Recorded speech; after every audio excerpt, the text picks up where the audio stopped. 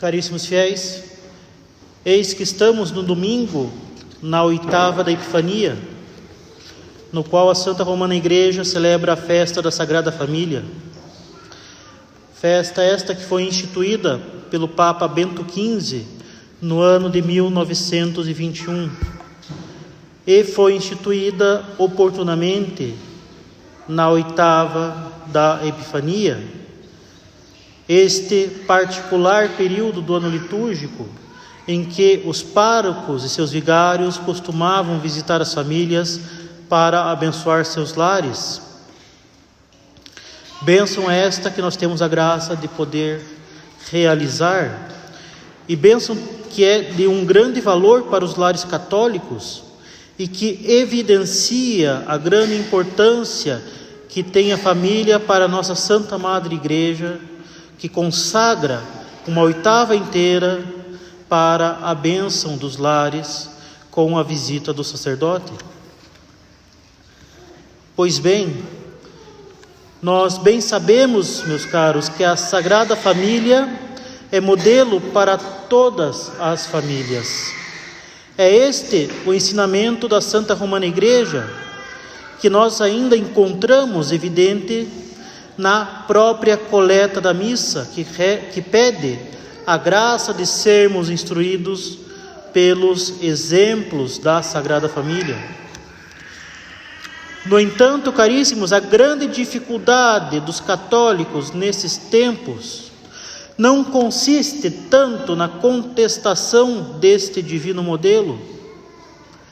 A grande dificuldade consiste muito mais no fato de que muitos sequer sabem o que é uma família para ter na Sagrada Família um modelo a seguir.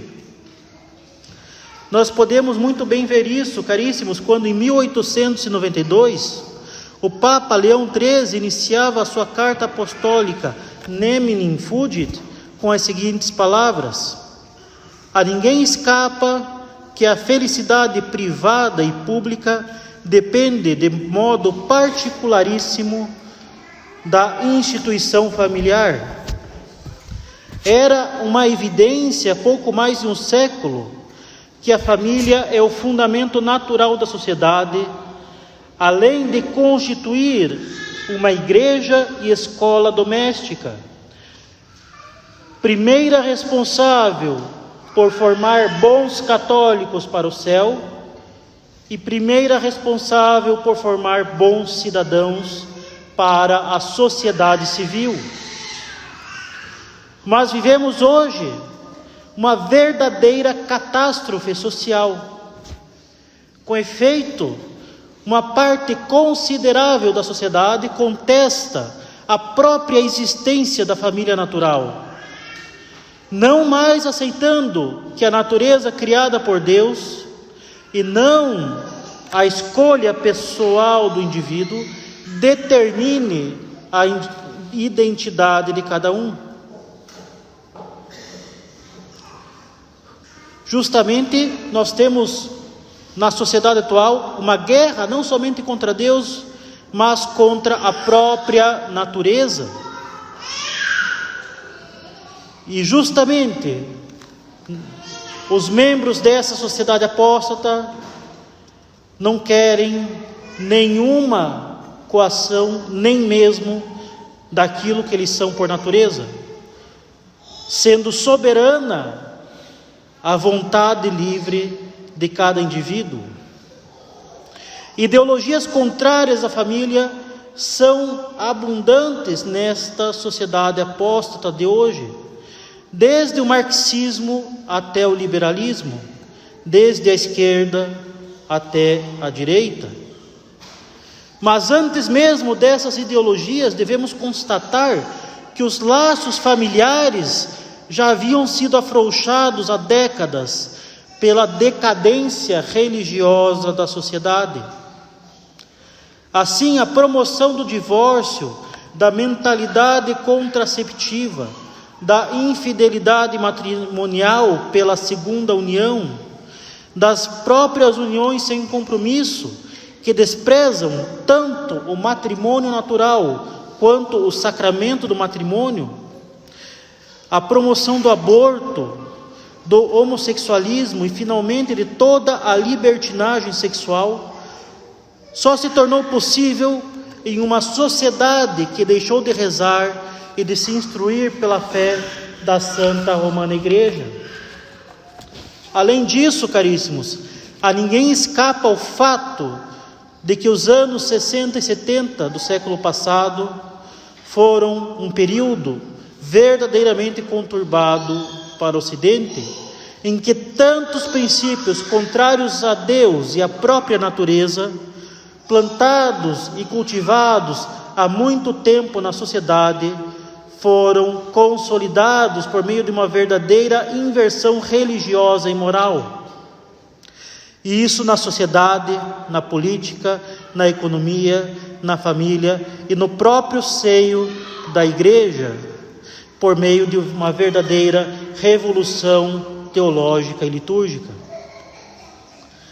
A primeira causa da decadência familiar, portanto, meus caros, é a decadência religiosa, de modo que podemos perfeitamente contestar as ideologias atuais contra a família, sem termos necessariamente nascido em uma família que mereça esse nome, sem termos conhecido verdadeiramente o que seria uma família. As famílias já estavam decadentes pela falta de oração e instrução religiosa, para que as leis iníquas fossem promulgadas sem resistência e para que as ideologias dominassem as escolas, universidades, meios de comunicação e a própria sociedade, sem que houvesse verdadeira contestação. Para muitos, tudo isso passou com a desculpa de que os tempos são outros. A modernidade chega, agora é assim. E assim, caríssimos, diante da crise presente, é uma graça extraordinária não se deixar arrastar pelas modas e ideologias do mundo, pois a inimizade entre nosso Senhor e o mundo é irreconciliável, como está escrito no Evangelho. Se fosseis do mundo, o mundo vos amaria como sendo seus. Como, porém, não sois do mundo, mas do mundo vos escolhi, por isso mesmo o mundo vos odeia. Se aqui nos encontramos, buscando fazer a vontade de Deus e prestar-lhe o devido culto para a sua maior glória em nossa salvação, devemos, os senhores e eu mesmo, ser-lhe infinitamente gratos. Além de termos nisso um sinal tangível do seu amor misericordioso, pelo qual ele não nos abandona, mas está sempre buscando, por graças atuais, nos guiar para o céu.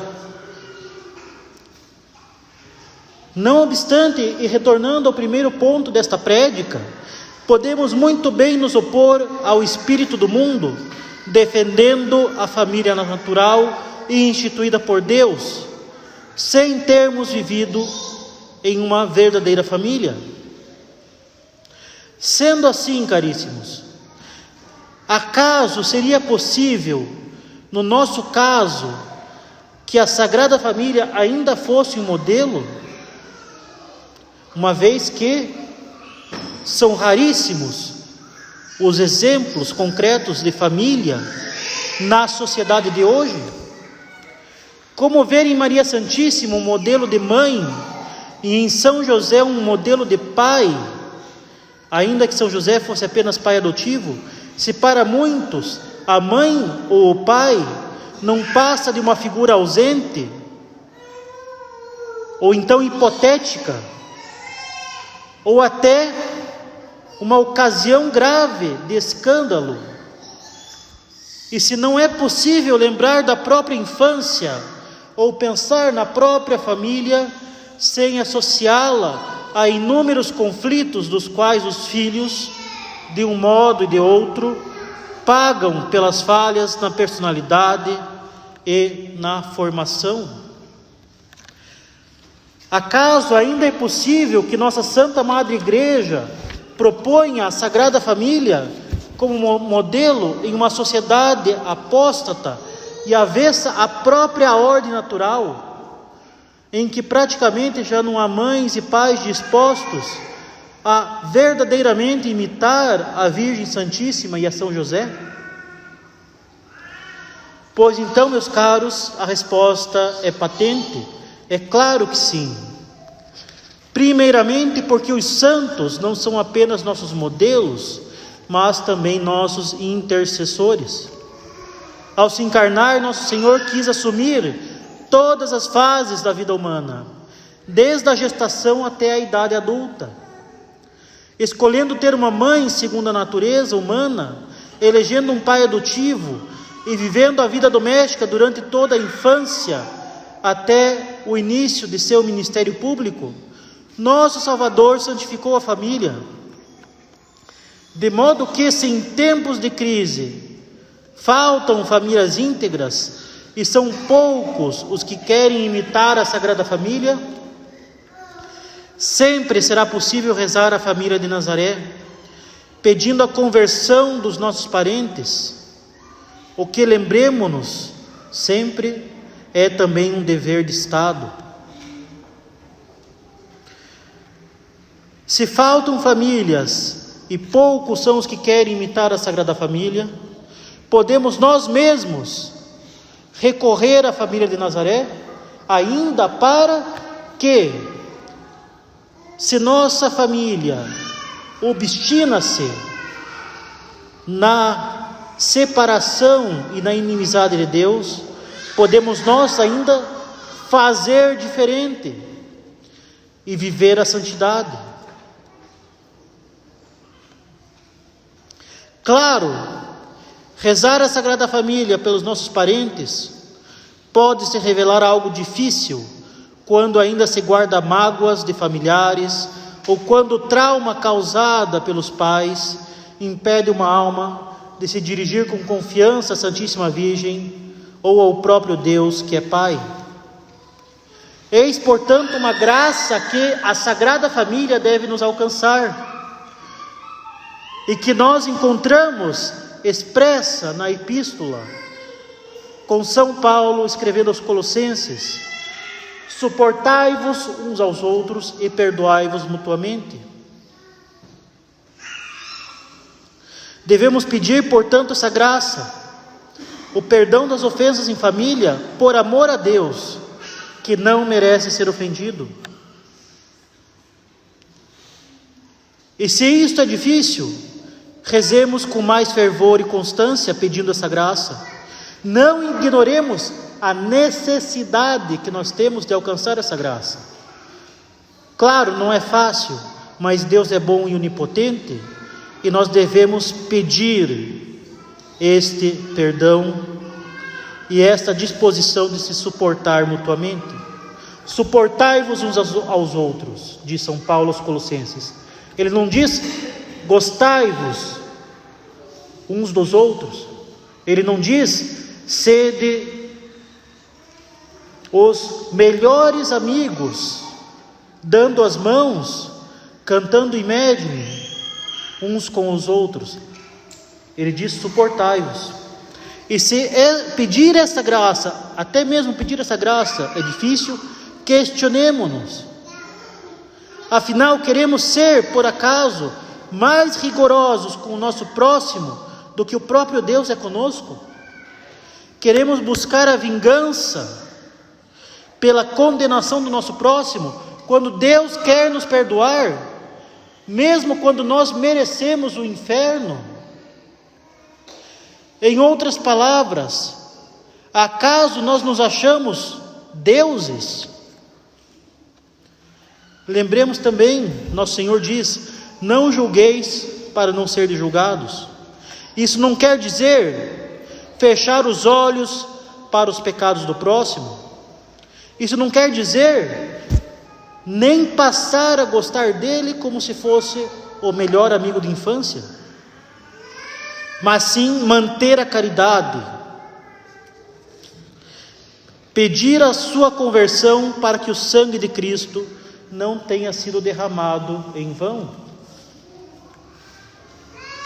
Em segundo lugar, senhores, se para muitas famílias a mãe não seguiu o exemplo da Santíssima Virgem e o pai não seguiu o exemplo de São José, nenhum de nós tem desculpa para não imitar nosso Senhor Jesus Cristo, Filho de Deus Pai, mas também filho obediente à sua mãe Maria Santíssima, e por causa do matrimônio virginal dela com São José, obediente ao seu pai adotivo. Nosso Senhor é modelo de filho, e filho todos nós somos. Ainda que não possamos imitar o Redentor na sua pobreza em Nazaré, ou no aprendizado da profissão de seu pai adotivo, podemos todos imitá-lo no seu escondimento, isto é, na sua vida interior. Nosso Senhor Jesus Cristo é Deus, mas como diz claramente a liturgia, Ele é um Deus piedoso, porque neste mundo Cristo rezou e rezou muito. O abade Dom Chotard, na obra A Alma de Todo Apostolado, nota que em comparação com os 3 anos de vida apostólica de Nosso Senhor, houve 30 de vida oculta, razão pela qual o Aleluia da missa cita o profeta Isaías ao dizer: verdadeiramente tu és um rei escondido, Deus Salvador de Israel. Eis, caríssimos, o quanto o mistério da vida oculta de Nosso Senhor deve envergonhar a nós todos, pois enquanto Deus onipotente se esconde para rezar, obedecer e trabalhar, nós miseráveis frequentemente fugimos da oração, da humildade e dos deveres de Estado. Nós frequentemente queremos ser o centro de tudo e que somente nossa vontade seja feita. Nós frequentemente nos revoltamos, faltamos com a caridade, murmuramos, reclamamos diante das contrariedades e das pequenas humilhações do dia a dia. Nós frequentemente queremos aparecer, queremos estar em evidência, queremos ser notados, seja no dia a dia, seja, e ainda pior, nas redes sociais, nos status e nos stories para boi dormir. Devemos imitar Nosso Senhor em sua vida oculta, meus caros, procurando fundar, ancorar, enraizar a nossa vida na oração, especialmente na meditação, que praticamente hoje em dia quase nenhum católico sabe fazer. E quando sabe, quando tem esse privilégio de conhecer a meditação e a sua importância, negligencia e não pratica. E nisso nós devemos questionar, sobretudo os jovens devem se questionar. Que família os senhores pretendem construir no futuro, sem vida de oração e sem as virtudes domésticas, como a humildade e a obediência que nosso Senhor praticou exemplarmente? Que boa mãe ou que bom pai serão 2 jovens católicos que não rezam, mas que se entregam aos mesmos vícios da juventude pagã da nossa época, reduzindo a prática cristã a debates inúteis de internet, a mínima frequentação da missa, e dando até mesmo mais importância para encontrar os amigos em vista de algum rolê posterior. Que família os jovens vão querer fundar e construir se não tem sequer o mínimo esforço para se manter em estado de graça, se não tem o mínimo sacrifício para fugir das ocasiões próximas de pecado, sobretudo contra a pureza? Como querer formar almas para o céu se a própria alma não está sendo formada para o céu? Como querer ter uma família sólida e que faz a vontade de Deus, como ter um matrimônio sólido, se não há o mínimo espírito de sacrifício no dia a dia? O matrimônio é fundado no sacrifício, em querer se sacrificar pelo outro. Se não há espírito de sacrifício, mas em vez disso, se tem simplesmente a busca da satisfação pessoal, como é possível ter uma família santa a partir dessas disposições? A família não é um ideal, a família não é uma utopia, a família se constrói concretamente a partir da nossa própria santificação e crescimento na virtude.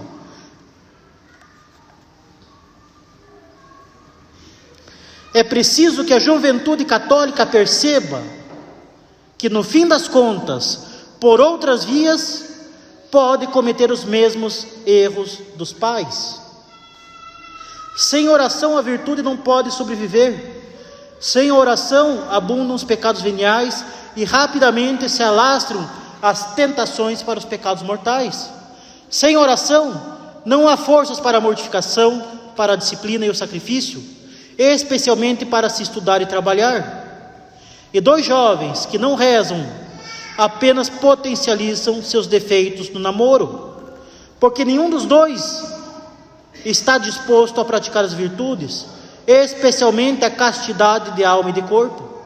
E de um namoro sem oração e virtudes, sobretudo sem pureza, evidentemente não virá uma família santa e exemplar.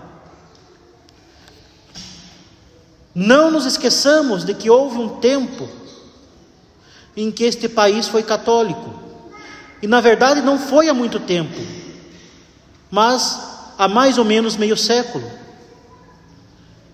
Disso, nós vemos que não basta nos opormos às ideologias contrárias à família e ao matrimônio.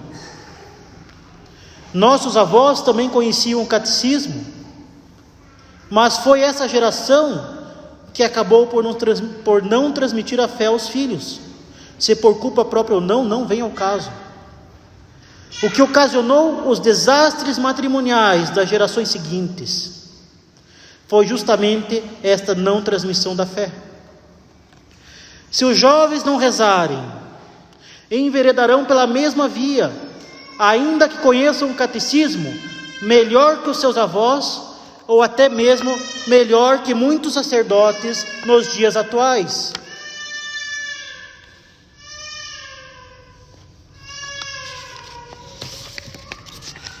Enfim, caríssimos, peçamos à Sagrada Família esta graça da vida interior e imitemos o escondimento de Nosso Senhor pela prática das virtudes e pelo espírito de penitência e sacrifício. Esforcemo-nos particularmente para combater esse espírito orgulhoso moderno que se considera o centro de tudo, que só pensa nos próprios apetites e busca estar sempre em evidência, que quer aparecer a todo custo e quer que a sua vontade seja feita acima de tudo. Recorramos à Sagrada Família, meus caros, imitemo-la e busquemos o escondimento de Cristo, e assim poderemos ter uma família verdadeiramente santa, a imagem da família de Nazaré. Louvado seja o nosso Senhor Jesus Cristo. Em nome do Pai, do Filho e do Espírito Santo. Amém.